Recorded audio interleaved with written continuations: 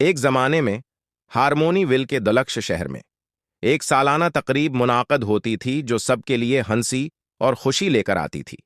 گیگل بیری فیسٹیول یہ تہوار خوشی کا جشن تھا، جہاں زندگی کے تمام شعبوں سے تعلق رکھنے والے لوگ مسکراہٹوں، قہقہوں اور اچھے وقتوں کو بانٹنے کے لیے جمع ہوتے تھے۔ یہ میلہ قصبے کے چوک میں منعقد ہوا، رنگ برنگے اسٹالز، سنسنی خیز سجاوٹ اور ہوا میں سوتی کینڈی کی مسحور کن مہک کے ساتھ ایک جاندار کارنیوال میں تبدیل ہو گیا۔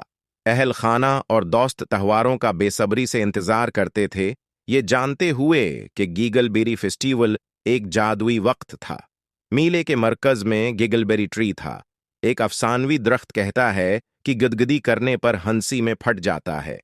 قطار میں کھڑے بچے انتظار کے ساتھ ہنس رہے ہیں، باری باری درخت کو ہنسانے کی کوشش کر رہے ہیں۔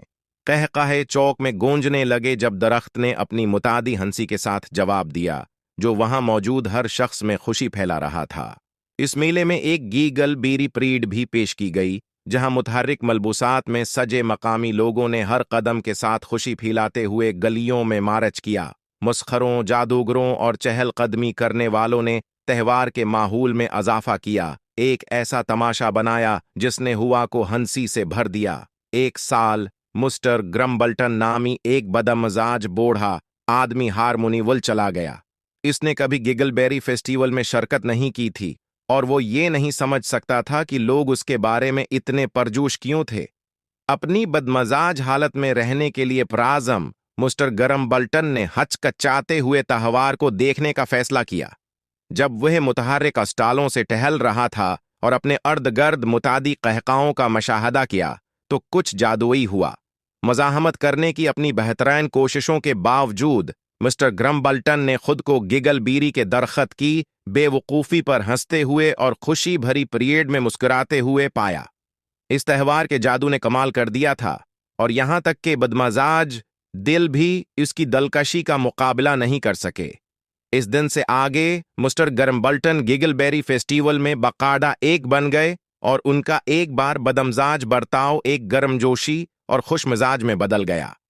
گیگل بیری فیسٹیول اپنی ہنسی اور دوستی کے ساتھ نہ صرف شہر میں خوشی لایا تھا، بلکہ ایک بدمزاج بوڑھے کے دل کو بھی چھو گیا تھا، جو سب کو یاد دلاتا تھا کہ ہنسی میں رویوں کے بدترین رویوں کو بھی بدلنے کی طاقت ہے۔ اور اس طرح گیگل بیری فیسٹیول ہارمونی ول میں ایک پسندیدہ روایت کے طور پر جاری رہا، جو آنے والی نسلوں کے لیے ہنسی اور خوشی پھیلاتا رہا۔ اگلے سال جیسے ہی گیگل بیری فیسٹیول قریب آیا، شہر کے لوگ جوش و خروش سے گونگ رہے تھے۔ مسٹر گرمبلٹن، جو اب کمیونٹی کے ایک محبوب رکن ہیں، نے اعزازی گیگل بیری سفیر کا کردار ادا کیا۔ اس کی بدمزاجی سے ہنسی کے منبع میں تبدیلی ہارمونی ول میں ایک افسانہ